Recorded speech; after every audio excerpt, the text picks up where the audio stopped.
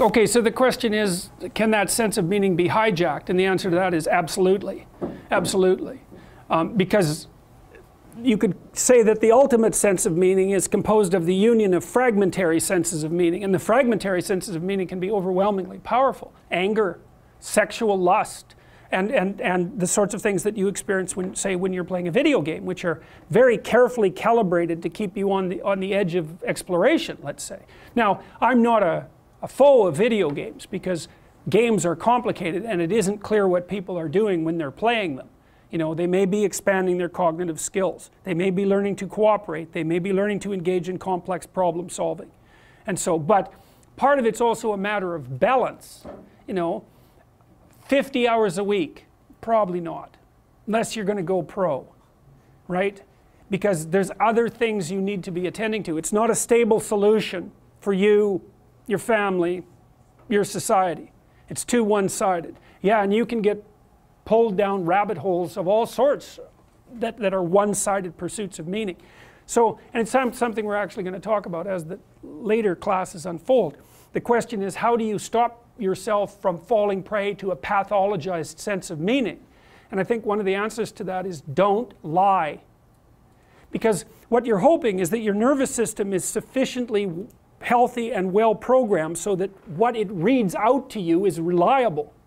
And if you pathologize your psyche by either through sins of omission, let's say, or outright deception, you're going to warp that internal structure and it's not going to read out properly to you. And then your sense of meaning will lead you astray. So like one of the reasons for speaking the truth, I shouldn't say that because you don't know how to speak the truth, but you do know how not to lie. And it's a game you're playing with yourself. You can define the damn lies. No one else has to do that for you. You try not to utter falsehoods because you warp your neurological structure by doing so, and then it will read out pathologically. And then if you rely on it to guide you, it will run you right off a cliff. So that's why there's a moral element to this, is if you're going to rely on your sense of meaning, make sure that you don't pollute the mechanism. See, this is partly why people go to confession, right? Which is like I said, a psychotherapeutic technique. It's like, okay, what stupid, miserable, wretched things did I do this week? Well, that's a good thing to make conscious, right? Because maybe you can not do them the next week. And you think, well, why would you bother? It's like, well, you're in a ship. It's sailing across the stormy seas. If you're hacking holes in it with a pickaxe, you should probably pay attention to that before you sink. So it's a good idea to keep what you're doing that's stupid in mind so that you can stop doing it. And so then you can more and more rely on yourself and your own, you know, your own conscience, let's say, as a guide to proper action. You know, in the Pinocchio story is that the conscience was not an unerring guide for Pinocchio. It had to learn.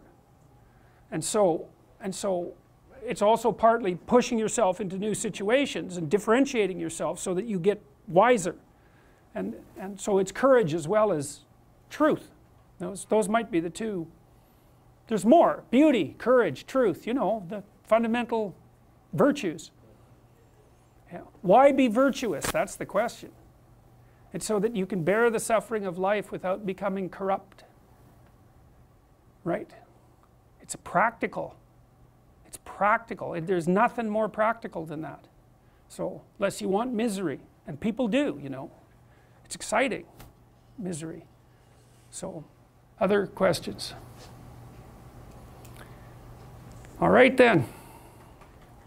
See you next Wednesday.